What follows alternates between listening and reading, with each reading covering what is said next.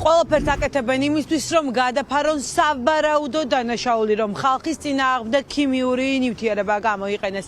ეს განცხადება გამოკითხვის დასრულების შემდეგ გააკეთა ეკა გიგაურმა და ახლობით 15 წუთის განმავლობაში იმყოფებოდა ის საქალაქო სასამართლოში და მაგისტრანტი მოსამართლის თანდასწრებით სუსის გამომძიებლებს კითხვებზე პასუხობდა. ირკვევა ის, რომ გამოძიებას აინტერესებდა ეკა გიგაურისგან BBC-ს ჟურნალისტებს, როდესაც ის ინტერვიუზე დათანხმდა, აიღო თუ არა ამის სანაცვლოდ თანხა. ასევე აინტერესებდა აკრძალული ქიმიური იარაღი, საიდან ჰქონდათ გამოყენებული, საიდან მიიღო ინფორმაცია, რომ სავარაუდოდ გამოყენებული ჰქონდა შინაგან საქმეთა სამინისტროს. რა კითხვები ჰქონდათ გამომძიებლებს გიგაურთან და რა პასუხები გასცა, მან ახლა ამას ჩვენი მაყურებლები მოისმენენ. გამოკითხვა გაგრძელდა დაახლოებით 15 წუთი, შეიძლება 20 წუთიც. კითხვები ეხებოდა იმას, რაიმე ჩემი განათლება, რომელიმე ჩემი განათლება უკავშირდება თუ არა სამედიცინო განათლებას. საუბარი იყო იმაზე, ავიღე თუ არა ანაზღაურება კომენტარის მიცემაში, რაც ასევე გაუგებარი კითხვა იყო ჩემთვის და კიდევ ერთხელ ვისაუბრე იმაზე, თუ რას ვფიქრობ ქართულ ოცნებაზე. საიდან გავიგე, რომ კამიტი შეიძლება გამოყენებული ყოფილიყო. რა უთხარით? სტატიიდან, ისევე როგორც საქართველოს მოსახლეობის უმეტესობა. შეგიძლიათ მყამიძე მხოლოდ ის კითხე, საიდან გაიგეთ, სხვა არანაირი კითხვა არ გონიათ?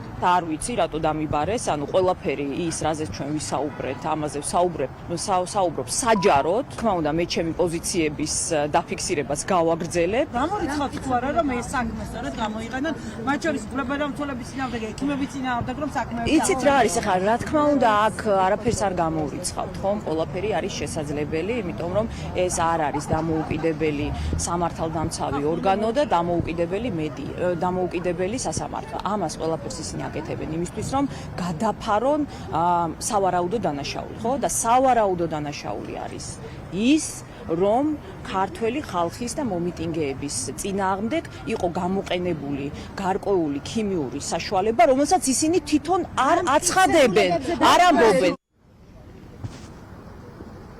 ქართული ოცნება ისევ არ ამბობს, რომელ ქიმიურ ნივთიერებებს იყენებდნენ სწორედ აქციის მონაწილეების დასარბევად. ეკა გიგაურმა არ გამორიცხა, რომ სახელმწიფო უსაფრთხოების მიერ დაწყებული გამოძიება გამოიყენონ ეს საქმე ექიმებისა და უფლებადამცველების წინააღმდეგ. ამ წუთებში საქალაქო სასამართლოში ახალგაზრდა იურისტთა ასოციაციის კიდევ ერთი ადვოკატი აძლევს ჩვენებას სუსის გამომძიებლებს.